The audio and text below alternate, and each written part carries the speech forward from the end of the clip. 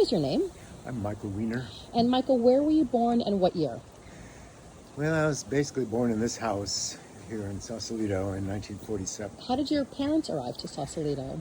My parents came a couple of years earlier. I think they bought the property in 1945. They were immigrants from Europe. They had come to the United States from Germany in 1937, 38, kept moving west. I mean, they arrived on the East Coast, moved to San Francisco, were in the city for a while, but moved out of the city to Sausalito.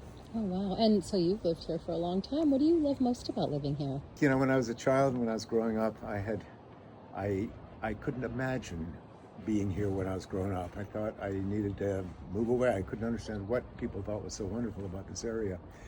So I traveled a bit for many years, did things in different places, served an apprenticeship in Europe and lived in Southern California, and realized what was so wonderful about this area.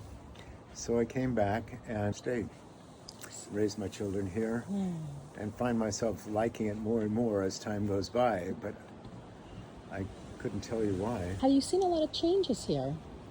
Change is what happens, and so, of course, things are constantly changing. I love change, and many, many changes have taken place since I've lived here, most for the better. But what's important, and which is what is ongoing, is change. What's kind of interesting is what doesn't change, because what's wonderful about this area doesn't change. And so the change is life. In many ways, Sausalito is a tough, almost scary little town when I was growing up in it. I mean, I thought of it as it's basically full of gas stations and bars. It was a railway terminus and a transportation hub, and it was a tough town. It's gotten a lot more friendly and pleasant to live in many ways.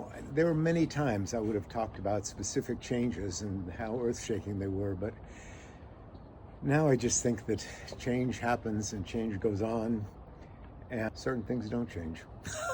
Relationship to the ocean doesn't change. The way Sausalito sits on a hillside and looks out over the bay doesn't change. The beauty doesn't change.